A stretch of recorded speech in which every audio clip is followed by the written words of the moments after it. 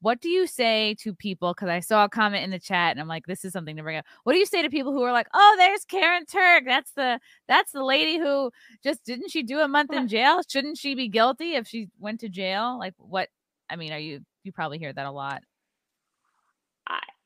I do. And, you know, had I not gone to jail, I probably wouldn't have written this book, and I probably wouldn't be sitting here on your podcast right now. And I have a million things that came out of a really bad experience that have lent to a lot of great things in my life. And although it was a really difficult circumstance and a really hard thing to swallow, I would have never in a million years thought that I would ever get anything more than a speeding ticket. I just, it's not something, I've never been in any trouble in my life.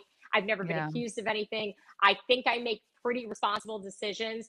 I was trying to take care of my mom. And for the people that want to naysay or want to say, oh, you know, she's a Trump supporter, she's this, she's that, or, you know, she thinks her shit doesn't stink. I really don't care what you think about me. What I care about is going out there and doing the right thing in my little space that I can do, and impacting the people that want to hear my story, that want to know what happened, that feel like maybe something must have been wrong. Because from where I sat, there were a lot of things wrong. But, you know, you can't worry about the haters. You can't worry about the people whose minds you can't change. But if I can impact even a small number of people by, you know, them hearing my story and relating it to some way, then it's all worth it for me. Yeah, and it's definitely people like you and Britney Spears that shine a light on these issues that we normally wouldn't have heard about until you're in it. And then it's like, not that it's too late, but you're far more panicked at that point. What was the first sign for you? Because in the book you talk a lot about like you're dealing with being like publicly shamed and cancel culture. What was the first sign of that for you? When did you first start noticing? I think the first real moment was probably leaving the courtroom after my sentencing and dealing with all of the press that was there, and knowing by the time I drove my car home and the minute I walked in the house that there were going to be news stories and headlines and all sorts of stuff about me, because I was never in the public spotlight in that way. I'd been Mrs. Florida, you know, I did some things here and there, but I was never in the forefront that way. And I had worked with so many clients over the years. I have so many friends like Roger Stone, you know, who've been in headlines, who've been in controversy. And, you know, I've heard their stories, and I've helped people in, you know, crisis circumstances in the media. It was a big part of what I did professionally, but I never in a million trillion years thought it would be me and I would be on the other side of it. So that was probably the most surreal moment, was leaving and knowing that, you know, by the next day I was going to be labeled and shamed and branded a criminal, which was not something I ever thought would happen. But even prior to that, in the weeks leading up to it, there were so many things that happened off to the side, like that I could feel the tension building, that I could feel that things weren't right. I could feel like things weren't going my way. And again, that trust your gut instinct was present the whole time. And I knew stuff was going to go sideways. I knew it was going to be a circus. I could feel it. I could see it.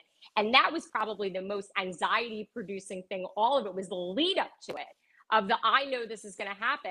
You know, I've always had haters and people that come after me because of my big mouth and my political opinions, but it had heated up to the point where I had, like, you know, stalkers following me and taking videos of me and posting blogs about me in the lead up to me going to court. So I had all of that brewing behind the scenes, and then this big explosion of all of these national headlines about how I'm a thief and a monster and a Trump supporter and friends with Roger Stone, and oh my God, she's an animal. And I knew it was coming. It was just like waiting for that like eruption. And it was really hard in the few weeks leading up to it because I wanted it to just happen and be over already. And I give you props for a lot of people. They come under like, you know, media scrutiny or whatever, and they think, oh, like maybe I should distance myself from my problematic friends, or like, oh, maybe I need to like not associate with like a Roger Stone, somebody who like the media like love to shit on. But you didn't do that, and that takes a strong person. And I'm sure he helped, you know, advise you through this, because he's been through so much. He did. He's really, truly, a really good friend. And I'm blessed to have him in my life. And, you know, he is a brilliant mind. Roger Stone is a brilliant mind. He's one of those people, you sit down, you engage in a conversation with him, and I walk away knowing something historically that I didn't know before, hearing some story or some twist on a bit of history that, I didn't know, and learning, we call it the backstory. I'm working on some projects for him right now, and it's like he's always there to give me the backstory. So I gained a lot of strength from my friendship with Roger through this experience. And, certainly being branded, a criminal next to Roger was, difficult. And I had so many people that were like, why don't you just get out of politics and just stop all of this nonsense already? And I'm thinking to myself, no, like, what, not live, not be myself, not have the friends that I've chosen that I feel blessed to have? I should just throw that all away because I'm afraid that the papers are going to call me a monster and that haters online are going to tweet shit about me. Absolutely not. Like, absolutely not. Like, I'm not willing to live my life that way. I'm not willing to do it. And, so be it. They can lock me up, but they can't shut me up. And really, the 30 days that I did, as horrible as it was to be in prison, it was 30 days and it taught me a lot. And I walked out of it stronger. And Roger told me, the day that the night before I went in, if you read the book, you've read some of this, but I had dinner with him and I was like, tomorrow is going to be a shit show. I know it's going to be a media circus. I can feel it. I've had people like following me around. Like, I know that it's going to be crazy tomorrow and I'm going to walk into this thing and I don't know what to expect. And he was like, you know why? You know why they hate you? They hate you because you make a difference. Keep doing what you got to do. Stay true to yourself. You'll get back up from this stronger. You will. I know it. You'll write a book. It is going to be okay. Like, you're going to be fine. And he was so right. But having that reassurance from him meant so much to me, watching what he went through and the ridiculousness of the last few years. And really, like, it made me want to hug those people harder and hold my friends tighter coming out of jail, because I realized who my true friends were. And I realized who the people who actually had my back were. And there were a lot of people that I thought were my friends, that I thought had my back. And as soon as stuff went sideways, there were a lot of people that couldn't wait to hate on me. And they were the people, again, if I would have trusted my gut, I always suspected, they were the ones that would talk about other people to me. And then you got to think about, how are they talking about you? Well, I can tell you, once you're in national headlines, it becomes very transparent who those people really are. Oh, absolutely. I haven't been through even a fraction of what you've been through, but just from like my tiny little being mentioned in headlines, whatever. I did a podcast with Megyn Kelly. We talked about January 6th, and just like anytime I've mentioned, like, first of all, it's exactly what you said. Your friends flake off, and I had like people reaching out. This is so dumb in high school. I hate even bringing it up, but like reaching out to my friend. Oh, just letting you know you're friends with Chrissie Mayr on Facebook, and she was at January 6th, so you better unfriend her. And I'm just like, what?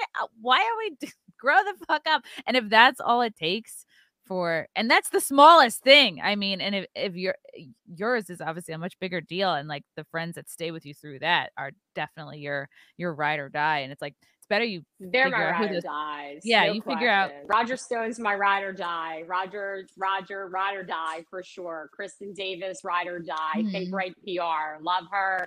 Amazing friend, amazing human being. No, those people have stuck by me no matter what. And they've grown with me through the experience. And they're always going to torture Roger. They're always going to torture people like me. They're always going to torture anybody that stands up against the system and stands up against the elitist, propaganda driven, communist driven, underground shadow government that we have right now. And I'm going to continue to do it because I would rather die trying than not try at all. Right, because if they can break your spirit and get you to kind of like slink away, like do exactly what those people were, advising you to do. Oh, just get out of the spotlight, get out of politics. It's like, well, they've won because they've taken your spirit down and your lust for life, basically. And Roger wrote the foreword to your book. And it was very cute. He wrote like, he was like, Karyn keeps the schedule of a 22-year-old and has more energy. And this was such a glowing like review of you as a person.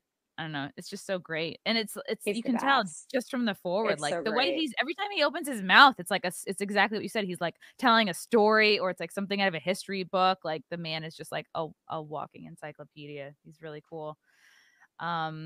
This is so absolutely neat. Yeah. So yeah, tale of public shaming behind the headlines, guys. Where I don't want to always talk about Amazon, although that is where I got this. Behind the headlines, how a conservative beauty queen became a target for fake news and cancel culture. This is really you, looking hot on the cover. Where It's is the really me. where's the best place for people to get this book, and a very manageable read? We're not talking, this is boom. This is like a couple of nights you could bang this thing out. Where is the best place for people It's to? good. And Amazon is the place to go. Okay. All right. Amazon is definitely the place to go. And please leave me a review too. Book reviews are always good. So if you like the book, please write me a nice review. If you don't like the book, please don't write a review. But so far, most of the reviews I've gotten have been stellar. So I'm really proud of it. It's really the true story. It was really cathartic to write in a lot of ways, but I hope that everybody reading it, and you, Chrissy, of course, enjoy it.